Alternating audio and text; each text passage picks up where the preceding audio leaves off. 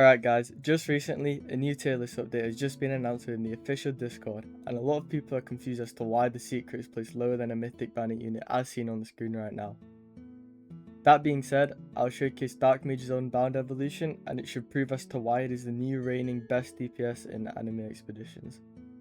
Alright, here we have the showcase for Dark Mage, and I'm going to show you why he's the best DPS in the game. So he doesn't really have any new ability upgrades. He doesn't have an active ability at all, but it's his passives that carry him.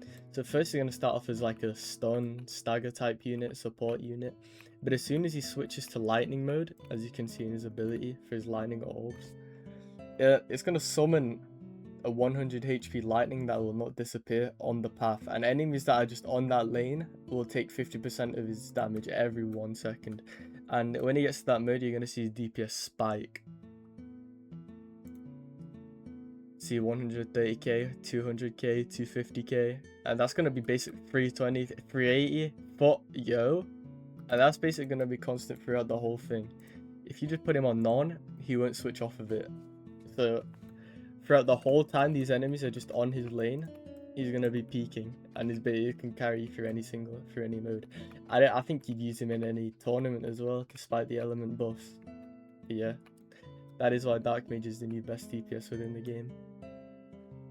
Alright guys, before we get into the tier list and I show you guys everything that you need to know, first let's go over item builds, and I'm only going to go over Itachi and Dark Mage since those are the only two units that actually provide any use to your team. I would not recommend going for this guy or Grimjar, which is unfortunate because they were like, Grimjar was like the one. Everyone thought he was going to be OP, him and Itachi. Nobody expected Judah to be up there, but it's kind of just going to be basic. He's obviously magical, so you're going to want the magic book, his signature item obviously, and as well as the Shinigami sword. The reason why Shinigami sword is so good on like every unit in the game is because the damage increase from it is just crazy. It's the fact he gets three, well not he, but the item gets 3 different buffs rather than 2 or 1, and it's like, yeah, it just helps out a lot. The crit chance especially, because if let's say you're on a harder stage and you might need to get a lucky crit, and there you have it. As well as the damage buff, 3.2%, as well as the 15% for just enemies in his range, and he has a really large AoE, so that's helpful on him. And I don't have Itachi, but I can tell you it's the same exact thing as this. So you're just gonna need a signature item, Shinigami sword, and the magic book since he's a magical unit as well. And now let's get into the tier list. Alright, so here with the tier list on screen right now, we can see the major changes of what change within the tier list. So as you can see at first, Kenpachi's dropped within the top 5 below Megumi, which is a surprise to most as Kenpachi used to be the best DPS in the game, but he wasn't the best by like a landslide. It was close between him and Megumi. But the main reason why Kenpachi's dropped within the top 5 is because the recommended teams have changed. For example, I'll give you one recommended team.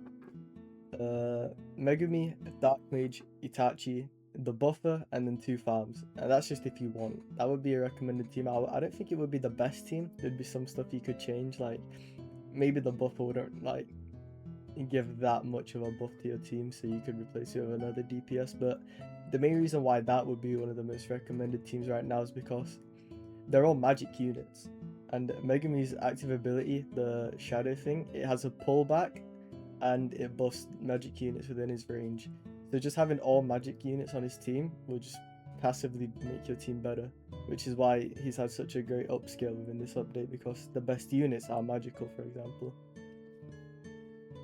And a lot of people are surprised as to why Itachi's still held so low within the top 5, and that's because his bones do not stack, which is unfortunate for the unit, since it's like, I don't know, it would really help him. He would definitely be top 1 or top 2 if his bones could stack, which also makes Draconic useless on him.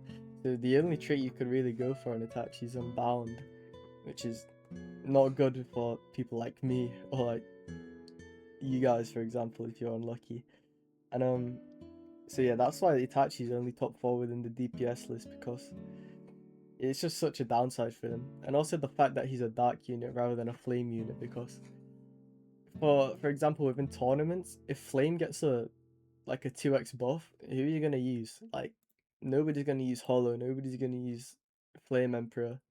We need a Flame unit that can carry. Like, we don't need another Dark unit that Itachi is, because we already have Megumi and Yuta, for example.